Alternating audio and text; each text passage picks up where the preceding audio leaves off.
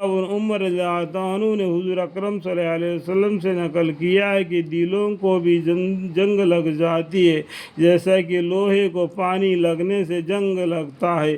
پوچھا گیا ہے کہ حضور اکرم صلی اللہ علیہ وسلم کی صفائی کی کیا صورت ہے، یہ دل کی صفائی کی کیا صورت ہے؟ جس طریقے سے لوہے کو جنگ لگ گیا اسی طریقے سے دل کو بھی جنگ لگ گیا۔ تو حضور اکرم صلی اللہ علیہ وسلم کیا فرمائے؟ آپ نے فرمایا کہ موت کو کثرت سے یاد کرنا، قرآن پاک کا تلاوت کرنا، یعنی موت کو کثرت سے یاد کرنا اور قرآن پاک کا پڑھنا، یہ دل کی صفائی کے لیے، دل کو صفائی کرتا ہے۔ سورہ محمد میں بھی لکھا ہے، کیا تم قرآن میں غور کر کے نہیں پڑھتے؟ کیا تمہارے دلوں کو جنگ لگ گیا ہے؟ سورہ محمد میں بھی یہ آیتیں لکھی ہوئی۔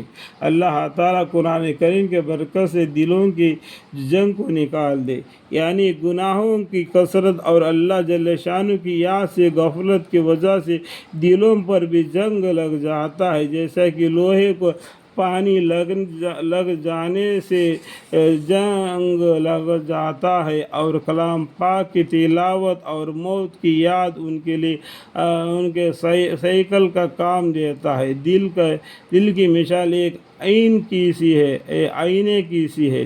دل کی مثال ایک آئینے کی سی ہے، جس قدر وہاں دھندلا ہوگا معرفت کا انعام اس پہ کم ہوگا، یعنی دکھائی کم دکھا دے گا، تو کپڑے سے پوچھنے سے وہ صاف ہو جائے گا اور پورا چہرے کو اچھا دکھلائی دے گا۔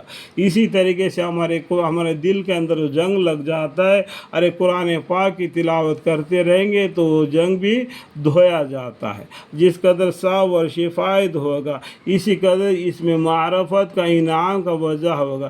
اس لیے آدمی جس قدر معاشی شوہانیہ یا شانیہ میں مبتلا ہوگا اس قدر معرفت سے دور ہوگا، اور اسی آئینے کے صاف کرنے کے لیے مشائخ سلوک، ریاضات و مجاہدات، اذکار و شعانہ تلقین فرماتے ہیں۔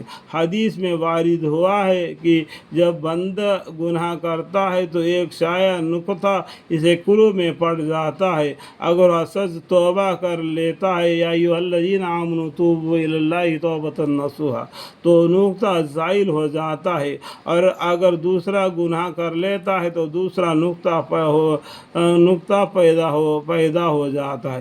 اسی طرح اگر گناہوں میں بڑھتا رہتا ہے تو شدہ ان نقطہ کے کثرت سے دل بالکل سیاہ ہو جاتا ہے، پھر اس کا قلب میں خیر کی طرف رغبت ہی نہیں رہتی، بلکہ شر ہی کی طرف مائل ہوتا ہے۔ اللہم احفظنا منہ، اللہم اغفر لی۔